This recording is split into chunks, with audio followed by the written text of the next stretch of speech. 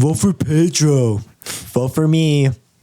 That was a quote from Ridley Scott's Napoleon Dynamite. Welcome back, everyone, to the Awful Takes podcast, episode 61. Thank you guys for joining us. My name is Nabahi. Hello, I'm Wallied from Sergata Productions. This is the show where we have awful takes about movies, music, and we share it with all of you guys in a long format. So hopefully you stick with us. Thank you for joining us. Yeah, thanks for being here. Welcome to our cult. We have our episodic shows, which are the numbered episodes. We kind of structure them with movie news that we find interesting, and then we jump into our review/recommendations. So if you're here for that, please, timestamps are in the description. Feel free to jump ahead. There's an interesting bit in movie news this week, kind of a big one, I know, for a lot of people. Big one. Is big for me. Very recently, we actually had been talking about Star Wars in our Force Awakens episode. I wonder if she saw our episode. And overall, we kind of mentioned our thoughts about the mishandling of the sequel trilogy and kind of the Star Wars brand as a whole. And this week, it actually came out that president and leader of Lucasfilm is stepping back and retiring and is being replaced by not one, but two people. Yep. We have Dave Filoni, big guy in the Star Wars That's name. Exciting. He's the guy behind Clone Wars, so yeah, that's cool. He's a big guy behind Mandalorian and everything. Oh, really? Okay. And he's actually debuted a few live action episodes, which I know was a big deal. And it was especially big for me as a fan of his to be like, well, you can do animation, but can you do live action? You know, and he can. He's able to do it, and now here he is. He is going to be co-leading Lucasfilm with him and Lin-Wyn Brennan. She is I think she's like a producer or something with Lucasfilm right now. So it's kind of like these two people who have been kind of moving up through the company are now kind of taking the big step in a big role. Finally. I find it interesting that it's going to be broken into two different people. I guess very similar to DC with James Gunn and Peter Safran, kind of co-leading DC. So yeah, I guess the replacement has been said. It's been announced. Kathleen Kennedy has been saying a lot of things about her time with Star Wars. I guess we can just kind of reflect on everything. Obviously, I think Kathleen Kennedy is such an important producer in movie history. She's produced so many amazing films. Of course. She has quite the resume, probably more than any producer in Hollywood, to be honest. But I will say, I don't think her selection for president of Lucasfilm was the right choice. I feel like the mishandlement of the sequel trilogy is such a big stain on Star Wars as a whole that now we're kind of in deep waters of how does Star Wars kind of navigate out of this mess that they kind of put themselves in. Right. Overall, I will say I enjoyed a lot of the sequel starting movies, and then I enjoyed the spin-off movies that there were. But overall, I just feel like this choice just wasn't working, honestly. And over the past couple of years, I was just like, why is she still there? I feel like she doesn't really care that much about Star Wars. Ever since Rise of Skywalker came out, I was expecting to see her name to be kind of gone. I thought she was going to end up leaving or whatever. Right. But yeah, here we are. We're basically 5 years out from that. And finally, now she's announcing her retirement. I guess, Wallied, what are you thinking? I mean, she's stepping down now. I know we had kind of similar takes on the sequel trilogy and everything. So what do you think about that? I think it's a good choice, honestly. I mean, there really wasn't much going on after the sequel trilogy. And honestly, with how the sequel trilogy panned out with Last Jedi and Rise of Skywalker, I really wasn't that happy with it. Even the spin-off stuff we got, like, I don't really care for Solo. I'm not like the biggest fan of Rogue One. So I was just kind of like, there wasn't really much there from Star Wars that I was like, oh, I wanted to see that story more. So, and also them announcing like a million different things too, with like the trilogies, like I mentioned, and like, you know, the many spin-offs and everything. And I was just came like, to fruition. Of course. All. Yeah. It was like Kanye West was running Lucasfilm or something. I swear to God, like just the amount of stuff they announce and they don't deliver on it. It's insane. So I think it's a good choice. I think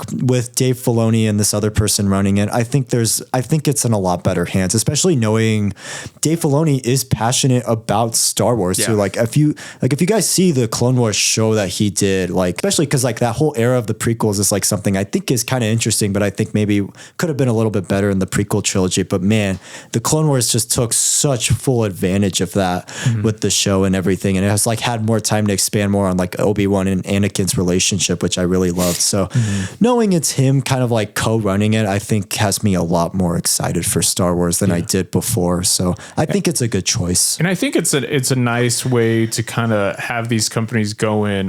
You have your main creative lead, but then you also have someone who's good with a lot of the background stuff. Right. Because that's the one thing I would think I'd be worried if it was just Dave Filoni by himself, because I'm like, has he really done a lot of production, stuff like that? But the fact that it's not just him, I like that it's a collaborative other person thing. to kind of lean on, and who probably knows a lot more about handling multiple productions, handling different storylines and things. I feel like the both can work together. Again, a lot like DC with James Gunn, obviously great director, great visionary.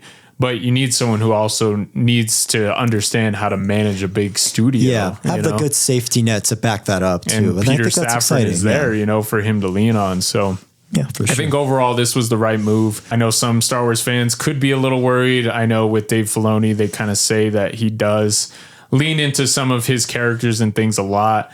By no means am I thinking that, for instance, every series or something, everything that's going to come out is going to have Ahsoka in it or something. Or a Cad Bane or something like that. Yeah, I don't think that'll happen. This guy's a big Star Wars fan, and he mentions countless source materials that you could just tell this guy loves Star Wars. And figure, he was mentored by George Lucas, Exactly. He was there side by side, learning with him, helping shape Clone Wars and everything into what it became. Yeah. It's an interesting choice. Yeah. And I hope with this, they can definitely lean more into like the lore, and I hope they can actually take stuff from like Legends stuff. Hopefully. I mean, I doubt they will, but that'd be cool. That'd be cool if we can get stuff like that. So honestly, I would love to see what lies ahead. These next two movies, Mandalorian and Grogu and Starfighter, they'll probably be okay. They're still going to have Kathleen Kennedy's stamp on it, because those were her kind of projects that she kind of saw overseeing and got moving. Right. I think past those two projects, we're going to start to see what Dave Filoni's and Lewin Brennan, what their effect is going to start to show. Yeah, for sure. So we're probably going to have to wait a couple years before we start seeing that. And like I said, hopefully they pull from Legends, like Wallied mentioned, like hopefully we get like a Force Unleashed movie or something. Thrawn. Thrawn, please bring in Timothy Zahn and work magic with Thrawn, man. That would be absolutely amazing. That's all I want. Or even Knights of the Old Republic, go back, show Darth Revan and everything. I want to see, for me, I want to see Darth Plagueis. I want to see like some type of show or movie, man. That'd be cool. Absolutely amazing. So that's exciting. Kathleen Kennedy, happy retirement. Thank you for, doing what you did with Star Wars and everything. It's not like everything was bad. I love Force Awakens. I love Andor. That was such a great series. Oh, I haven't seen that. The Mandalorian. There are some great parts to it. All right. What's the other bit of movie news you wanted to mention? Okay, so it's not much, but we got a little teaser recently that obviously, like I mentioned a while back, the Muppet Show's coming back, and I'm really excited about it. And like I mentioned, Sabrina Carpenter is going to be their first guest. So we get a little sneak peek of the Muppet Show returning. Sabrina Carpenter's in a couple of the clips, and it's pretty cool. Honestly, it feels like Muppet magic returning again. And it's just everything, honestly, I could have asked for. There's even a release date for it. It's actually in February, so it's next month. Cool. So nice. Won't have to wait too long for it and everything. But just a small little teaser and everything. It's exciting, like I mentioned. I've wanted to see more from Muppets, especially because there's been just kind of a drought of it the last 10 years. So I'm glad to see it come back. I have not seen this teaser, but it is exciting to know that they have been working on something. It's exciting to know that they feel confident enough to move forward with this idea and everything, because the lack of content kind of says that they were probably struggling with, how do we meld this into the modern age and everything.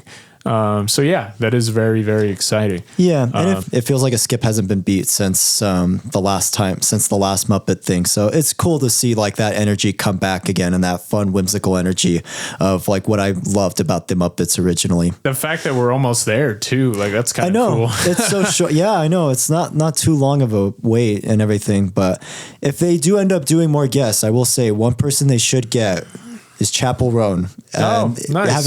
They should get Chapel Roan next to Miss Piggy. That would be like the perfect collab, like guest for me. If there was one guest that I could dream of having for a Muppet show, that would be her. I wouldn't have thought of that. Yeah. How about you? You got to get, I'm trying to think comedy, maybe like someone funny, maybe like Conan O'Brien. I would love that. That'd be a cool. Sick one. Yeah, that'd be kind of fun.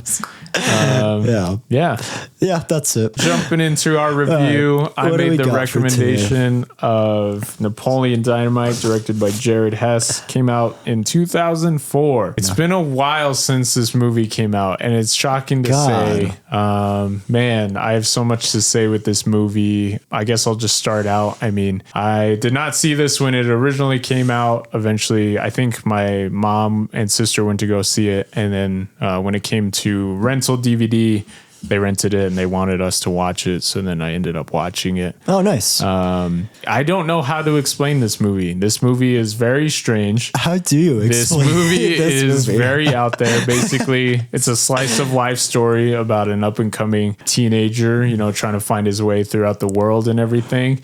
And he lives in a very rural, small town area of Idaho. And it is very, very strange. And he encounters so many different people, so many memorable characters. And he has his family there with him. And you get such a great kind of heartfelt story. And for me, just again, like the humor and comedy is just like unlike anything I've ever seen. And I think that while they were making this movie, they probably knew that. You see background knowledge now. They probably thought no one was going to watch this movie. They were like, "Who's going to watch this? Like, why are we so caught up in our deliveries and everything? Let's just go for it. Like we won't get another chance at this. Basically, they were able to secure a small budget of around $400,000. Oh, really? Actually, probably half of it went to one of the needle drops in this movie. This movie's crazy. Like, I really just can't explain it. From the moment the opening credits they are absolutely fantastic. You are just in for just such a different experience. For instance, the opening credits, it's like these plates of food. It's these ID cards in a wallet. It's this thing of chapstick. It is so creative, and it says a lot about the characters and everything that you're going to see. Yeah, these opening credits are fantastic. And not only to mention the song, but it pairs so well. And I swear, every time I watch these opening credits, I'm just like, I still have yet to see a movie that's kind of like this. This is so strange, There's a sense of comfort, oddly enough. And then you're just dropped into this random scene. Like literally, it's just a guy standing there waiting for the bus, and he's dressed. He looks like he's wearing like 80s attire. He's so dorky. And this film takes place in 2000s, so. Okay. I thought it was the 80s. I was thinking that for like the long, I'm like, is this the 80s? And I think what it's meant to show is just like kind of like a smaller town, they're not going to be the most up to date on everything. They're not going to be, the most out there in terms of, accepting modern things. And also, we got to remember that this is set in an era before social media, before phones and things like that. At the most we see is maybe like a chat room, Yeah, which is really funny. It's really funny. But this takes place in that time period, So, and then also the old kind of stuff kind of speaks to me growing up as not being the most wealthy people. I used a lot of old stuff. I didn't necessarily have the newest things. Like, I remember I was playing the Super Nintendo while everyone else was playing the 64.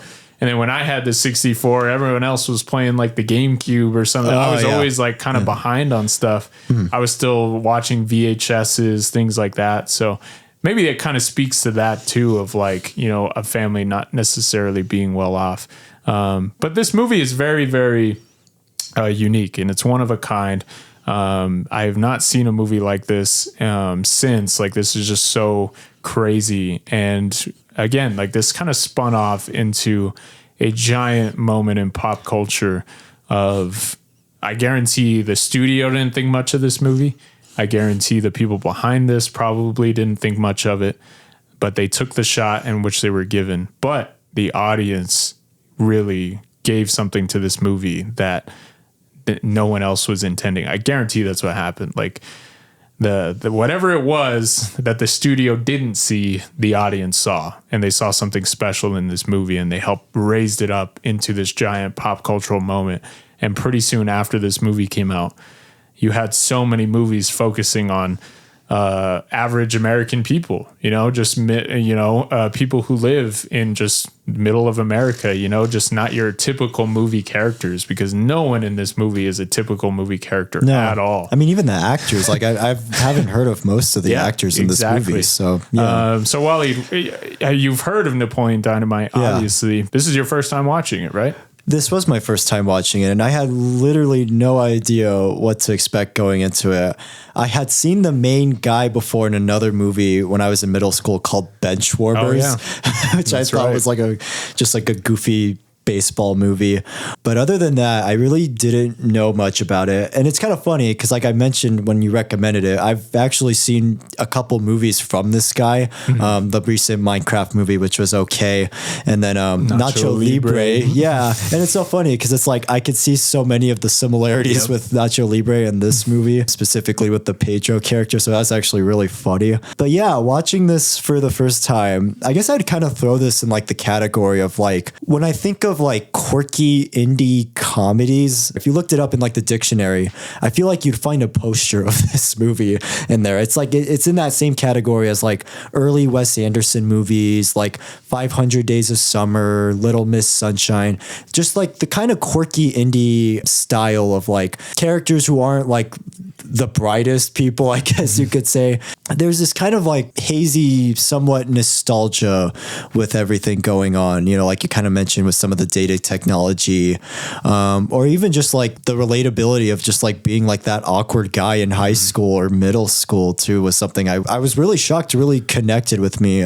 With watching this for the first time, I was actually really surprised how much I loved this. This blends a lot of different styles of humor. You have dry humored moments, you have awkward humor moments, and then you have like more gross out slapstick humor moments. And I guess to kind of quote IGN, it really has a little something for everybody, With that, I think there's something so incredibly special with this movie that I can't say that about a lot of comedies. It feels of its time, but it also feels kind of like timeless at the same time. And the characters are just so funny. And I was surprised there's like little to no plot with this film, because I'm like, so much of what I love about it is just them just going through their like day in the life daily routines. And it's just like, honestly, by the end, I was like, I honestly could just watch an hour of them doing nothing and it still would be so funny. I love the atmosphere this film creates with the small town. I love even just down to the music choices, like whether it's like the licensed music or like this like jazzy exotic lounge score that's kind of like a funny juxtaposition with like what you're watching. It's just so great. And it's like the charm of this film just really works for me like 100%, honestly. It is quite strange. You have this young kid, John Heder, playing Napoleon Dynamite, and which is just such a funny name. Too. That's like such a funny name for a character. I didn't know that was the actual character's name until I turned it on. And it's like, how do you come up with this? And not only come up with it, but how do you commit to this kind of line delivery that he does, the kind of actions that he does? Gosh. And how do you center on, this is him, this is the character, we're going to stick with this throughout the whole movie? I swear. If I was somehow behind the lens, or not even that, if I was the actor in this movie, I'd be like literally after every take, I'd be like, what are we doing? Like, is this working? And it's one of those strange things where I'm like, I can almost guarantee that while they were making this, it was just like a constant, like, what are we doing? Are we doing the right thing here? Is this funny? Yeah. And that's the thing. It's like, I heard when this movie it premiered at Sundance, it was almost like this moment of like, well, we don't really know what the reaction's going to be. Hopefully like it's funny, you know, because again, it starts out very awkwardly. This guy's just standing there waiting for the bus. He's not saying anything. He's just standing there, has his binder. He goes to the back of the bus. He opens his binder. There's an action figure on it and like a fishing line. And this kid is like, what are you going to do today, Napoleon? And he's like, whatever I feel like I want to do. Gosh. And then he throws this action figure out the bus and he's just holding it. And it's like, what is that? What makes it funnier though? What makes it funnier though is that he's the only high schooler on the bus, and the rest of them are all like elementary school kids. That's what makes it even more hilarious to me. It's just like so. It's so strange, and it's just like I can't even imagine like. You're at Sundance. You're probably like hoping to see like, you know, some kind of new film. It's kind of like similar to like a Lake Michigan monster thing where it's like the humor is just very much like its own thing. It's not trying to like impress you or anything. It's just like, it's like a film version of like being yourself basically. And I think in that you can just appreciate that. You can appreciate the uniqueness of it. Like again, like this is just something that, again, most people probably saw at the time. And I remember it. A lot of people were just like, how is this funny? You know, right. This wasn't typical in terms of your standard comedy, you know, like people, you had all the people at the time who were popular with comedy and everything. Like of course. Those kind of over eccentric characters, you know, your Jim Carrey's, Will Ferrell's, you know, your typical kind of written structured comedy where it tells jokes and it tells, you know, funny one-liners when it has funny setups. And then to see a movie like this, and it like again him throwing an action figure out a bus window like that doesn't really sound funny, but when you watch it, it's just like, wait, what? And it's just weird. It's random. I think that's more just like the timing and editing, though. Honestly, for me, I think that's why it just works. And that's why I love this movie. It's just like it is a different side of comedy. It's not just your typical joke setups and things. It's not in your face for sure. It's definitely a lot more grounded, surprisingly, which I wasn't expecting. And there's a lot of awkward comedy too. Like I think that was one of the best parts with this is Napoleon. Napoleon is that guy who's not really self-aware of everything, you know?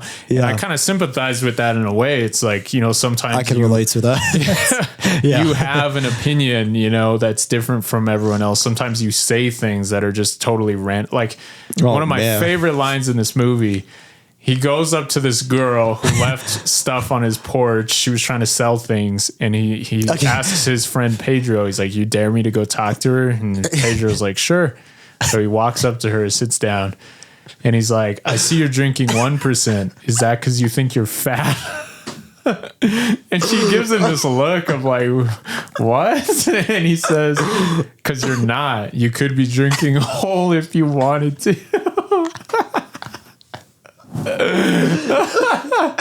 And it's like that lack of self-awareness with him is just hilarious. And it's like, I remember like, oh my God, we would say that all the time at lunch when we would see people drinking milk. We thought it was the funniest thing, me and my friends. It's just so ridiculous. And it's like, I can't even explain, like, that's just hilarious. And it's just a different type of, like you kind of mentioned, that awkward humor, you know? That was the hardest I laughed, honestly. That got such... It was so good. It was like a funny way of like, quote unquote, flirting with Really, though. But I was going to say, a lot of the awkward humor reminds me of a show that I love called Nathan For You. It has kind of, I wonder if Nathan Fielder probably saw this movie or something, because it has that kind of same awkward energy that show has.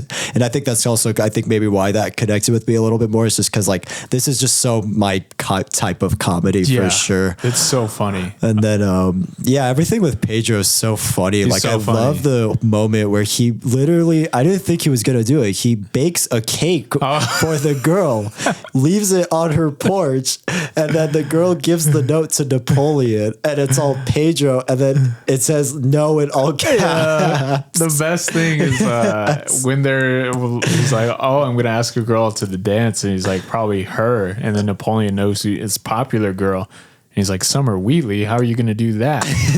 And Pedro's like, I don't know, probably build her a cake or something. And then next they cut to them waiting outside the house, and they're like in like a field. Yeah, and it's like a field. And he runs up, drops it at the door. It's so funny, and it's just hilarious. Shout out to the actor Efren Ramirez as Pedro. He does such a great job. And I heard like when they were doing like the line readings and everything, he just kind of went for like this weird delivery, and he was just like made it kind of awkward and everything.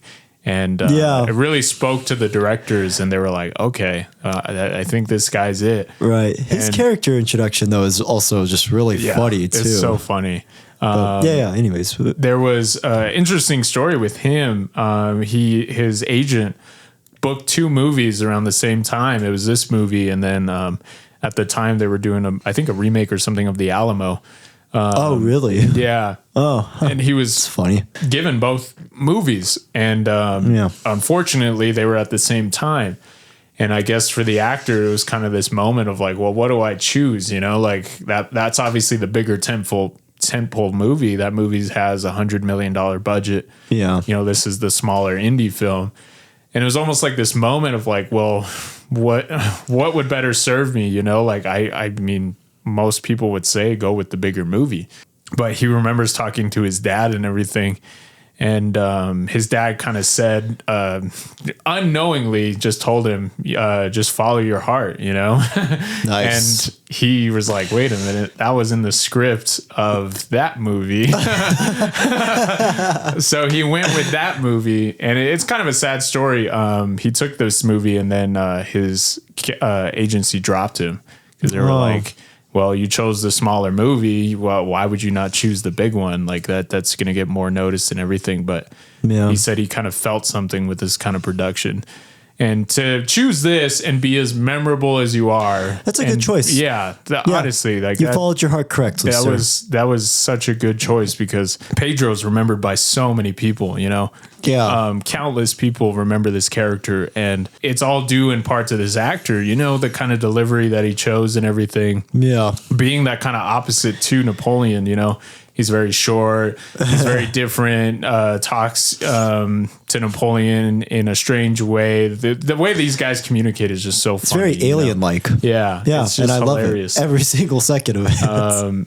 Yeah. This movie has so many characters like that. Like we mentioned earlier, Deb. She's this kind of awkward girl, you know. It's funny, all 3 of them are kind of similar. Her introduction's funny. I like when she comes to the door and he's all she's like offering some service. He's all, I'm not a girl. And she's like, I'm just trying to make money for college. And then Napoleon's brother's in the living room, and he's like, your mom goes to college. My God. And it's like, how iconic is that line, you know? To touch on that with this movie, every line in this movie is a quote. Could literally quote to anyone. And they're going to know what you're talking about. Like, if you go to someone and you're like, grab my arm, the other arm, my other arm, they're going to know what you're talking about, you know? And it's so funny because it's just endless. Like every scene in this movie, you just remember. And talk to any Napoleon Dynamite fan, and they're going to recall pretty much any scene, you know? Yeah. They could probably quote this whole movie by heart, honestly. It's so funny. But yeah, Wallied, honestly, did you kind of feel... I guess that's one of the things I wanted to ask you with this movie is, do these characters feel over the top for you? Because that's something I see people say, but I'm like, you know what? They're kind of portraying characters that feel real, you know, like someone like Uncle Rico is this guy too caught in the scummy 80s. Uncle. Yeah. He's lived past his high prime. School. Yep. He tries to get a time machine to go back. I legit thought it was going to be a sci-fi movie. I was like, what the? Oh, man. And then he's all like slouching after everything. Napoleon does it. He's like, hold on. I forgot to put in the crystals. They're like these little crystals. And it's just shot shocking him, and he's just like, and then Kip's just laughing. I know. And then funny. Cuts it. Uncle Rico comes in. He's all, this thing's a piece of crap. It doesn't work. And Uncle Rico's like, I could have told you that. And he's all, but to answer your question, though, I don't think these characters are over the top. I think so if either. anything, there is a sense of relatability to them, but there's enough to where I'm like, the little quirks that they have is like kind of what makes them like just unique characters, you know, even though they're like small little quirks. I think that's what makes these characters special. Like you just even like the way Napoleon like goes out the door to like, you know, talk on the phone, and he's like, okay, bye. And then just goes back in for like a short call, you know, or he drinks like the egg yolk of like when he's on the farm thing, you know. He just does like these weird kind of things to where I'm like, this guy's such an unique, interesting character, you know. Like you kind of mentioned with the way Pedro talks and the way Pedro bakes a cake for a girl, or he ends up running for class president, you know. It's like the funny moments like that. Deb, where she's like this like photographer, which is really funny. She takes headshots, or she makes like keychains and things like that. And that's really funny, you know. And that's a lot how like I guess me being in high school and middle school was like each person just has their own kind of like little unique traits to them. And that's why I think what makes them special from like, you know, somebody who is like maybe zany or over the top, like kind of like the uncle characters. I think that's probably the most over the top character, or probably the grandma in the movie, honestly. Well, they all feel real. I think that's for me, the contrast of it is just like Uncle Rico, like, come on, we've all met that guy who's stuck in high school, you know, he never grew up, wants to go back, you know, barely missed the game winning catch of the state game, you know, like there are those guys, they exist. There's a lot of guys like that. And then someone like the grandma, you know, she wants to go out with her friends and everything, gets injured or whatever. I know, she's just some like sand dunes. Sand dune riding. Yeah. Take that, Timothy Chalamet. There you go. And I think for me, they don't feel like movie characters, and I think that's what it is they do feel awkward. They do feel out of place at times, but I think because of that, you don't really see movie characters portrayed in that kind of way, or at least hadn't seen up until this movie. And then there's this like just sense of deadpan, dry humor, I think, on top of it too, to add, I think, more of like realness to it. Yeah. Of where it's like, you know, it doesn't even feel like you're watching characters at like certain points in this. And it really doesn't. And it's like Napoleon, like with his deliveries and everything, we were saying he can't really read the room. You know, he kind of doesn't have the ability to do that. Like his grandma comes up, so how was school? And he's like, worst day of my life. What'd you think? And it's just like, it's either the worst day or something for him. And it's just, that doesn't feel for me like, oh, some writer was thinking like, this is gold. It really feels like they probably pulled from a lot of, you know, probably personal things in this filmmaker's life. Cause I know he also co-wrote it. I was going to ask though, I noticed throughout Napoleon, whenever he's delivering his lines, is it just me, or is he like closing his eyes throughout them? Because like I swear he'll say some line and I'm like, does he have his like eyes barely open or something? It's one of those probably amazing choices by either the actor or the director of just giving them that little bit of personality, you know, of just differentiating from, you know, the countless movie characters we've seen, because it's like you see that. And it almost kind of becomes memorable in a way of just like, yeah, for sure. That's weird. That's a different choice. I think it's a funny choice if that is the case, honestly. But I was just like, I just couldn't tell. Maybe I need glasses myself, but one of my favorite sequences is when they go to this martial arts karate school. Oh yeah, Rex Kwon Do. That's my favorite type of martial arts. What do you mean? By this guy, not even to mention the funny commercial that they film. It's so ridiculous. It's this guy. He's so funny. Every commercial should be like that. Yeah, and he's going through these modes. He's like, "Do you want the the reflexes of a puma, the strength of a grizzly, or the wisdom of a man or something. And he has a lady in headlock or something. It's just like, what the hell is this? I laugh so hard whenever I see that. Or I like with the Napoleon's brother, he comes up to do the example training or whatever. And he, like you mentioned with the arm thing, is so funny. So funny. or he's like giving this whole spiel about signing up for his class. And he's like, you think I got where I am today because I dressed like Peter Pan here? And he points to Napoleon. To like a close-up of Napoleon. Yeah. And he's like, take a look at what I'm wearing, people. You think anyone wants a roundhouse kick to the face while I'm wearing these bad boys?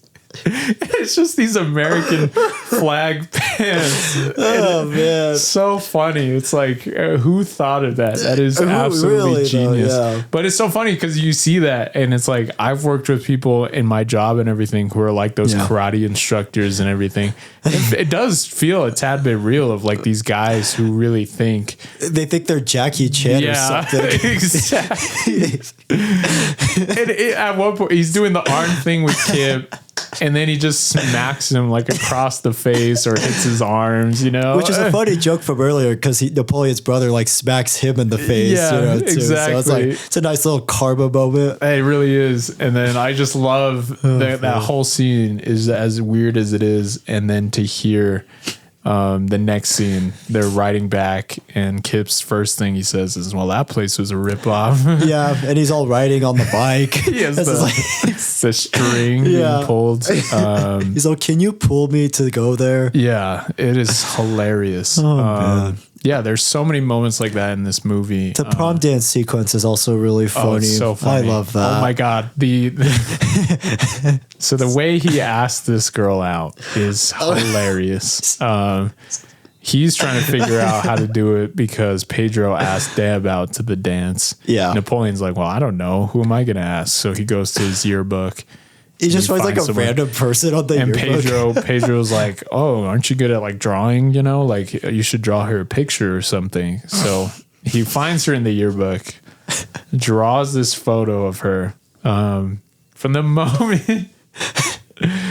moment you see him draw like the first couple of lines, I'm just like, there's no way this thing's going to be that good. And I'm glad they built up into the reveal of it. It's so funny.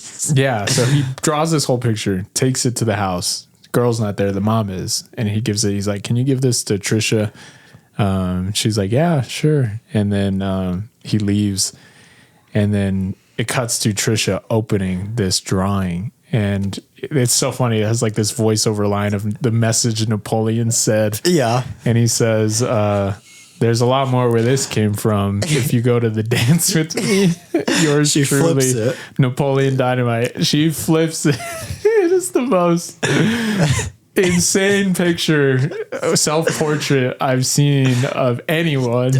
And he gives it to her. And her reaction is perfect. She's just absolutely disgusted by this photo. It is so funny. And then even funnier, the mom shows up. She's like, you know, you're going to that dance with that boy. And it's so awkward. It really is awkward, but it's so funny. I just that scene is so funny. It sets up this prom dance in a really funny way. And then on top of it, she calls Napoleon about the drawing. Yeah. And the mom's all, say you love the drawing. Yeah. And he's like, and then he's like, it's probably the best drawing I've ever done. Took me like 4 hours to finish the shading on your upper lip. And she's like, it's really nice. Oh my God. It's so funny. Oh, it's too good. And then another setup for the dance that I love is Uncle Rico's supposed to take him, but Uncle Rico's selling like these products or whatever. There's like this unbreakable plastic bowl. And it's funny. He's literally a swindler. Yeah, no, he's like a con artist. Yeah. And it's funny because there's a moment where he's like selling it to the person. Yeah. And the Uncle Rico brings out like the little boat ship, and the lady's all, I want that. He's all, okay, we'll buy all of these. And then it cuts to like Napoleon's brother in like the van. Yeah. And He puts the bowl. The bowl is like next under to the wheel. tire. He reverses over it. The bowl breaks. Just pops. And he's all, oh. He's all, dang oops. it. Yeah. And he drives It off. just drives off. So funny. Oh, man. But yeah, Uncle Rico, He's supposed like, to take him to the takes dance. him there. They're supposed to pick her up. Goes to do this sale. He's Yeah. like, don't disturb me while I'm in there. So he goes. Napoleon's waiting. He's Nothing's nowhere to happening. be seen. Yeah, he's looking at the time. He's running late. He's like, I gotta go. The funniest shot, I laugh every time. Napoleon just like looks down the road and everything, and then he just takes off in like a full-on sprint.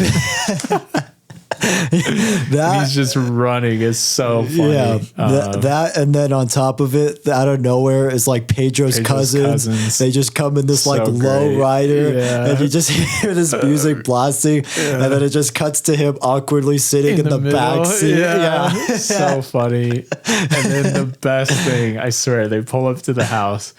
Dad's there. And he's knocking on the door. Dad answers, and he's like, is Trisha here? And then the car starts doing like the hydraulics and everything, raising and lowering.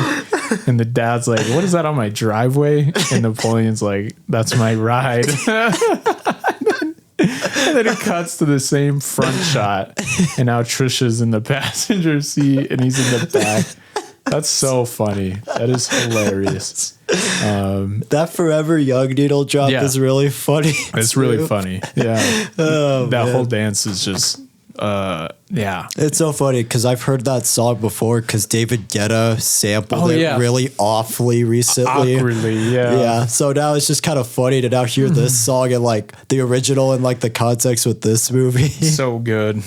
And it's up this final part of Pedro running for president. He's at this dance and he sees like this flyer and everything, and he kind of gets this idea of doing this thing. Yeah, it sets up this great kind of third act of them kind of doing this whole presidential run and everything. Yeah. I love the kind of little montage of them hanging up flyers throughout the school. That was awesome. That was so great. They're like putting it on urinals, putting it on. And then the song on top of it's just even more funnier. Perfect. Yeah, it is perfect. I'm like, that's like perfect visual music coming together. It is perfect. Great. And then they're handing out like the keychains that Deb made. They're really like putting a lot into it. And it's funny to see the other side of it, like Summer running. I forgot to mention this character. His name is Don. He has like maybe 4 lines throughout the movie. It's this guy. He's like this douchey guy who's like with Summer or whatever. Oh, yeah. His reactions on everything is just like so perfect. Like there's this part in the beginning where Napoleon's doing this dance, this Happy Hands Club thing. Oh yeah, and he's just like and he's giggling just like laughing. a girl. Yeah, it is so funny watching this guy's reaction to everything. I think my favorite reaction of his was like when they did like the performance thing at the end after the Pedro gives his speech. Yeah, he just kind of looks there and like in awe while everybody else is like clapping. And it's funny to see because we were watching this. I was watching it with my girlfriend's family. Oh, nice. And my girlfriend's dad laughs so much at Don. And he literally tells me, that was exactly how I was in high school. He's like, I was that guy. And I just think that's so funny. And it's funny because he doesn't have that many lines or anything yet. Yeah. He's still like so memorable. It's kind of like an accurate portrayal of like that guy who thinks he's too cool for everything. Yeah. It's so the Flash funny. Thompson type. Yeah, it is so funny. Yeah. But yeah, I love the whole setup for this presidential run and everything. Kind of created some iconic merch too. Like I remember just going to school and seeing a lot of people wearing Vote for Pedro shirts. You know? Really? Yeah, they would sell them at like Hot Topic or whatever. It was so crazy. Like I remember how popular those shirts were for a time. Yeah, I think I've seen those shirts before. And like, I didn't even know. And then when I saw this movie, I was like, oh, that's from this movie. Okay. Yeah. Oh, that's cool though. Huh. And I love the buildup of everything. I love that Pedro really doesn't think he's going to win. I think that really sets up this great moment. This moment is really special for me. And it really is due to the fact that John Heder had this whole plan for this dance. So it's kind of funny background info. John Heder knows how to dance. He loves dancing and everything like that. Oh, nice. And the director heard that story through other, co-stars in the film. And he's like, oh, he really knows how to dance. Okay. So then he kind of writes in this whole part of the movie and they get to it. And he's like, yeah, I was kind of just expecting for you to just freestyle, almost do something that you would normally do or whatever. And John's like, oh, I guess I can do it. But in his head, he's like, the whole movie kind of hinges on this moment. This is the moment where the guy wins. This is the moment where him being so introverted and everything like that, this is his moment to really kind of branch out and really just do something that's unique to him. The actor was almost kind of nervous. He's like, well, I don't know if this is really going to work in the way that you guys want it to, so that he remembers they did a couple takes and everything. And the director's like, that's perfect. That was it. And then for this movie to come out and this dance to be as iconic as it is almost like a double payoff of the story, but also the actor and everything, really injecting himself into the role, really putting his own stamp on it. And he remembers being as nervous as he was. He was like, I don't know if people are going to like this, like this moment is very strange. This moment, you don't know what to expect. And it's funny, they kind of tease to it just a little bit. Like Napoleon finds like this dance video at like a thrift store. Oh yeah, that's funny. And the door is closed a little bit too. It's closed. So you don't really see him do it. And it's just brief moments in that part where you kind of see him dancing or whatever, but that was it. Mm-hmm. And I love him learning from this dance video. It's so funny. I like when it comes out. Are you ready to get your dance on? And he's all, yes. I like when he comes out, he's all like sweating like profusely and everything. And then like Napoleon's brother's girlfriend's there. And she's all, what have you been doing? He's all, I've been doing these crazy moves. Yeah. So and she's funny. all, oh yeah? Yeah. And then she gives him, she's like, this, you might like this. My cousin made it. And of course it's Canned Heat by Jamiroquai. Nice. Great song, and apparently that song was really expensive for them to get for this movie. Yeah, but it's an expensive song. Yeah. Watching this movie, I remember watching it for the first time. Very kind of similar to Colors Within. I felt very nervous before he was about to do this thing because the principal comes up and is like, "Oh, you have to do a skit after your dance." Yeah, and Pedro and them are like, "Wait, what? No one told us about this." So Napoleon, for the sake of his friend and everything, has to kind of come up with something on the spot. So he goes to the sound guy, gives him this tape, goes to the front, and then just watching him walk out on stage, I remember I felt really nervous, and I was like, that's so scary. I was like, I'd be having stage fright. I was expecting everyone. I was like, oh, look great. They're going to laugh. It's not going to be cool or whatever. Like, and I forgot about the whole preamble of him learning this dance. And then he does it. It's like this crazy minute and a half disco infused, crazy moves. Just absolutely amazing. And the crowd goes wild. They love it. It's like this great rewarding moment of watching this kind of nerd get back at everyone type story, Yeah. And fun fact, I took a section of my life to learn this dance. That's how much this dance had an effect on me. Wow. And I remember I had to do like this performance for work or whatever. And of course, the first thing I go back to is like movies, Oh, you know what? I think do you I remember this. I do remember that. Yeah, when we used to work together. There was this. Oh my God. At my work, we do this kind of talent show thing, and they would have like the workers do something. Yeah. And the group of guys were planning something, and I was like, you know what? I kind of want to do my own thing. I was like, I don't really want to be kind of bundled with everyone. So I had learned this thing, and I remember I had the Blu-ray, and I was like slowing it down, figuring out all the intricacies of how he moves and everything. And it's funny because I still remember it. I still know how to do this thing. That's awesome. No, that's great. It was like this awesome moment. And I swear every time I watch this scene, it just feels so rewarding. It feels like such a great payoff to everything you see in the movie. Yeah. And it helps him win back this friendship, and it helps him not only do that, but elevate his friends and everything.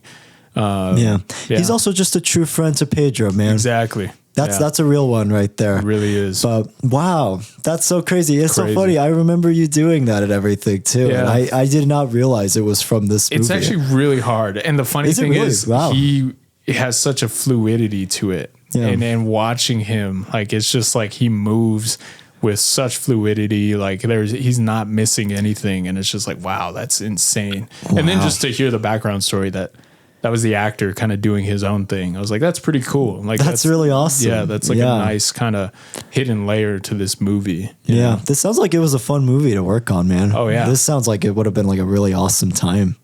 And I like how the ending is kind of like this montage of every character kind of getting their own, happy ending or anything. Yeah, that was like, great. Yeah, it was just really cool. Seeing Pedro win, seeing Napoleon's brother Kip, get on the bus with that girl. Yeah. Or even seeing Uncle Rico, this random girl comes up on a bike. I know, that was so funny. I'm like, he found his freak. Yeah, it's so funny. Or seeing the grandma reuniting with the llama that they have. That was so funny. And it's so funny because at the beginning I was like, wait, Tina, who's that? I thought it was like a baby or something. You find out it's like a llama. I'm like, that's great. There's so many great moments to this movie. And granted, I could break down everything and talk about all those little moments, but man, I'd be here for a long time. Or even just the ending between him and Deb was great, where he finally plays like tetherball with him. I was like, great. That's a great payoff, especially because earlier he was like, oh, do you want to play tetherball with me with Summer? And she's all, no. Yeah. There's a lot of great payoffs to this movie. And then fun fact, stick around. There's a nice little post-credit scene. Oh, really? There Plays out for like 5 minutes. It's pretty cool. Oh, it's a nice little bonus. I'll have to check that out then. If you're watching it. And it has a great mic drop moment by Kip that I really love. Nice. So yeah, this movie's fantastic for me. It's just so strange to think like movies focused on certain characters and type of characters before this movie came out. And this movie really bridged the way to just focus on people who are not your traditional movie characters, your heroes, your villains.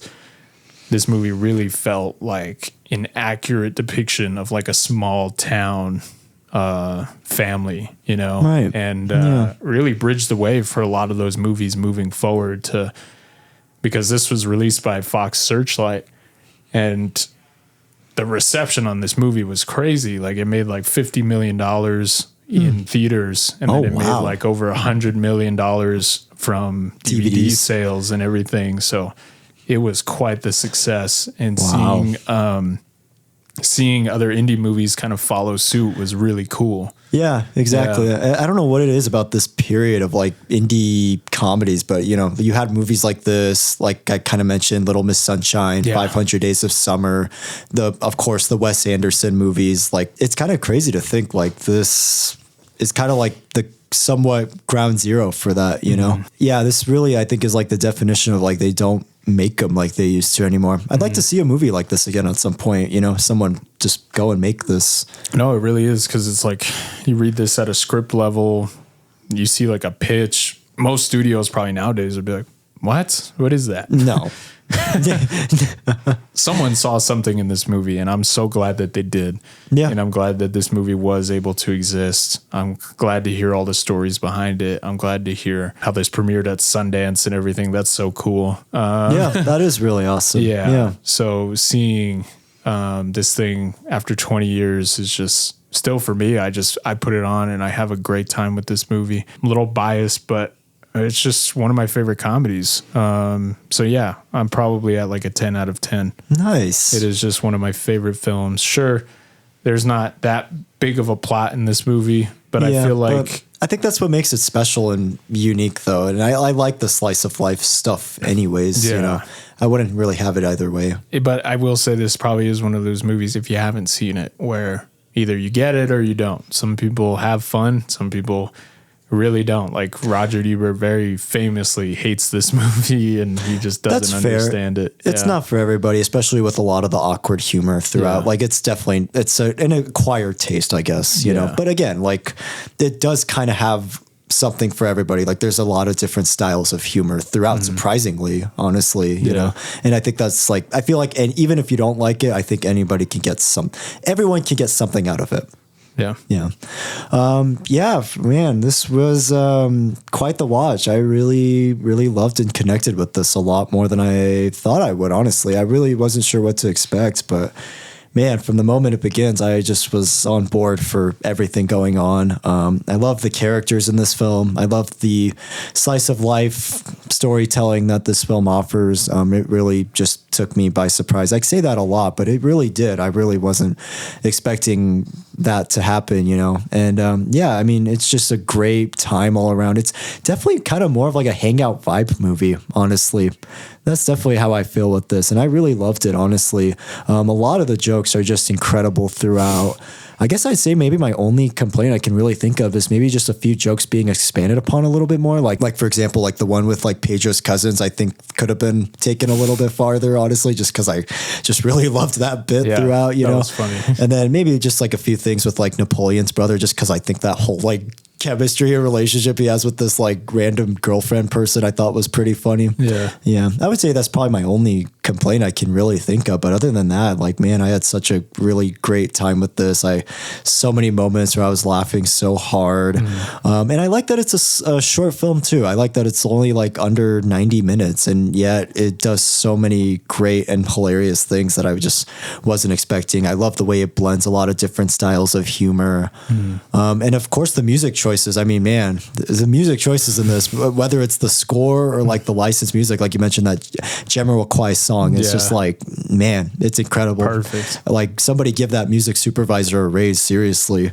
But yeah, score wise for me, I'd probably say I'm at a 9.5 out of 10 personally. Nice. Yeah, this is definitely one I can see myself coming back to again because, man, I had such a great time with this. Yeah, and it's kind of crazy to think now that Jared Hess has the big movie under his belt now. I know. Yeah. This is his debut, right? Yeah, I'm pretty sure this is. Okay. Yeah, that's crazy to go out this way with your debut and then Nacho Libre right after.